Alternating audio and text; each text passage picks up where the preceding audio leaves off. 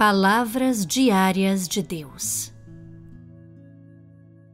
A humanidade ganha a misericórdia e a tolerância de Deus por meio do arrependimento sincero.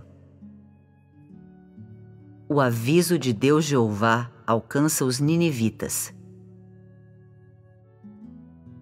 Prossigamos para a segunda passagem, o terceiro capítulo do livro de Jonas. E começou Jonas a entrar pela cidade, fazendo a jornada de um dia, e clamava, dizendo: Ainda 40 dias e Nínive será subvertida. Essas são as palavras que Deus transmitiu diretamente para Jonas dizer aos ninivitas. E elas também são, naturalmente, as palavras que Deus Jeová desejava dizer aos ninivitas. Essas palavras dizem às pessoas que Deus começou a abominar e a odiar as pessoas da cidade, porque a maldade delas havia chegado aos olhos de Deus. Então, ele desejava destruir essa cidade.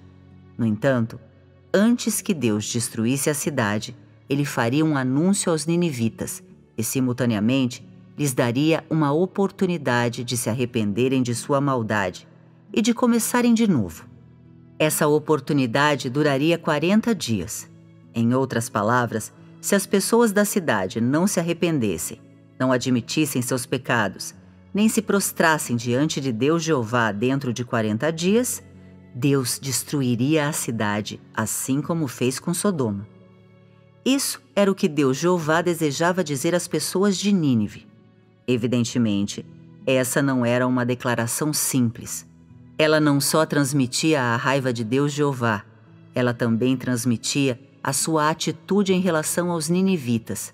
Ao mesmo tempo, essa simples declaração também servia como aviso solene às pessoas residentes na cidade.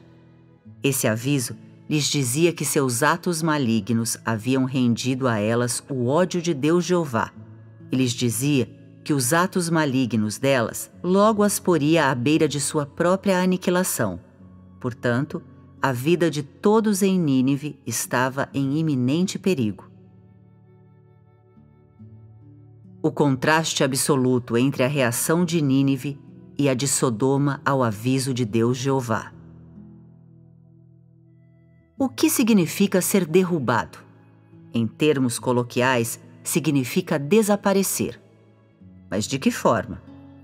Quem poderia fazer uma cidade toda ser derrubada? É impossível ao homem realizar tal ato, é claro. Aquelas pessoas não eram tolas. Tão logo ouviram essa proclamação, elas captaram a ideia. Elas sabiam que a proclamação havia vindo de Deus. Elas sabiam que Deus ia realizar a sua obra. Elas sabiam que a maldade delas havia enfurecido Deus Jeová e trazido a sua raiva sobre elas, de forma que logo elas seriam destruídas juntamente com a cidade delas. Como as pessoas da cidade se comportaram depois de ouvir o aviso de Deus Jeová? A Bíblia descreve em detalhes específicos como essas pessoas reagiram, desde o rei até o homem comum, conforme registram as Escrituras. E os homens de Nínive creram em Deus e proclamaram um jejum e vestiram-se de saco, desde o maior deles até o menor. A notícia chegou também ao rei de Nínive, e ele se levantou do seu trono e, despindo-se do seu manto e cobrindo-se de saco, sentou-se sobre cinzas e fez uma proclamação e a publicou em Nínive, por decreto do rei e dos seus nobres, dizendo: Não provem coisa alguma, nem homens, nem animais, nem bois, nem ovelhas. Não comam, nem bebam água, mas sejam cobertos de saco, tanto os homens como os animais, e clamem fortemente a Deus. E convertam-se, cada um do seu mau caminho e da violência que há nas suas mãos. Após ouvirem a proclamação de Deus Jeová, as pessoas de Nínive mostraram uma atitude completamente oposta à das pessoas de Sodoma. As pessoas de Sodoma se opuseram abertamente a Deus, avançando de maldade em maldade, mas após ouvirem essas palavras, os ninivitas não ignoraram o assunto nem resistiram. Ao contrário, creram em Deus e declararam um jejum. Aqui creram se refere aqui. A própria palavra sugere fé e submissão. Se usarmos o comportamento real dos ninivitas para explicar essa palavra, ela significa que eles creram que Deus poderia e faria conforme ele disse, e que eles estavam dispostos a se arrepender. As pessoas de Nínive sentiram medo face ao iminente desastre? Foi a fé delas que lhes colocou temor no coração. Bem, o que podemos usar para provar a fé e o temor dos ninivitas? É como a Bíblia diz: e proclamaram um jejum, e vestiram-se de saco, desde o maior deles até o menor. Ou seja, os ninivitas creram verdadeiramente, e dessa fé veio o temor, que então os levou a jejuar e a vestir-se com um pano de saco. Foi assim que mostraram o começo de seu arrependimento. Em absoluto contraste com as pessoas de Sodoma, os ninivitas não só não se opuseram a Deus, eles também mostraram claramente o seu arrependimento por meio de seu comportamento e ações. Isso, é claro, não só se aplicou às pessoas comuns de Nínive. Seu rei não foi exceção. O arrependimento do rei de Nínive é elogiado por Deus Jeová. Ao ouvir essa notícia, o rei de Nínive levantou-se de seu trono, despiu o manto, vestiu-se com pano de saco e sentou-se em cinzas.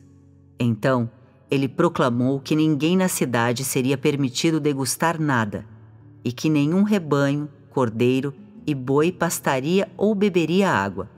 Homem e rebanhos igualmente deveriam vestir-se com pano de saco. As pessoas suplicariam sinceramente a Deus.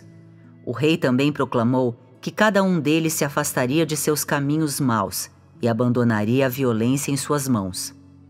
A julgar por essa série de atos, o rei de Nínive demonstrou seu arrependimento sincero. A série de ações que ele tomou, levantando-se de seu trono, descartando seu manto de rei, vestindo-se com um pano de saco e sentando-se em cinzas, diz às pessoas que o rei de Nínive pôs de lado seu status real e vestiu-se com um pano de saco juntamente com as pessoas comuns. Ou seja, o rei de Nínive não ocupou seu posto real para manter seu mau caminho ou a violência em suas mãos após ouvir o anúncio de Deus Jeová. Ao contrário, ele pôs de lado a autoridade que tinha e se arrependeu diante de Deus Jeová. Nesse momento, o rei de Nínive não estava se arrependendo como rei. Ele havia se colocado diante de Deus para confessar e se arrepender de seus pecados como um súdito comum de Deus.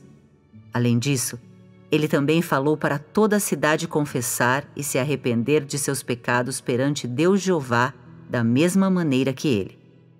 Adicionalmente, ele tinha um plano específico de como fazer isso, conforme visto nas Escrituras. Não provem coisa alguma, nem homens, nem animais, nem bois, nem ovelhas, não comam, nem bebam água. E clamem fortemente a Deus, e convertam-se, cada um do seu mau caminho e da violência que há nas suas mãos.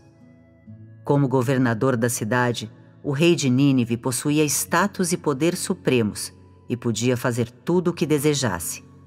Quando deparado com o anúncio de Deus Jeová, ele poderia ter ignorado o assunto, ou simplesmente se arrependido e confessado seus pecados sozinho. Quanto a se as pessoas da cidade escolhessem se arrepender ou não, ele poderia ter ignorado completamente o assunto. Contudo, o rei de Nínive de forma alguma o fez. Ele não só se levantou de seu trono, vestiu pano de saco e cinzas, confessou e se arrependeu de seus pecados diante de Deus Jeová. Ele também ordenou que todas as pessoas e rebanhos dentro da cidade fizessem o mesmo. Ele até ordenou às pessoas: clamarão fortemente a Deus. Por meio dessa série de ações, o rei de Nínive realizou de fato aquilo que um governador deveria realizar. Sua série de ações é algo que era difícil para qualquer rei da história humana cumprir, e também algo que ninguém cumpriu. Essas ações podem ser chamadas de empreendimentos sem precedente na história humana. Elas são dignas de ser tanto comemoradas quanto imitadas pela humanidade. Desde o surgimento do homem, todo rei havia levado seus súditos a resistir e a se opor a Deus. Ninguém jamais havia levado seus súditos a suplicar a Deus a fim de buscar redenção para sua maldade, receber o perdão de Deus Jeová e evitar a punição iminente.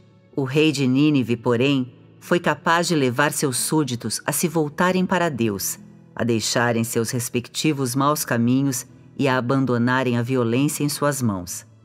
Além disso, ele também foi capaz de colocar de lado o seu trono, e em contrapartida, Deus Jeová voltou atrás, se arrependeu e retirou a sua ira, permitindo que as pessoas da cidade sobrevivessem e guardando-as da destruição. As ações do rei só podem ser chamadas de milagre raro na história humana.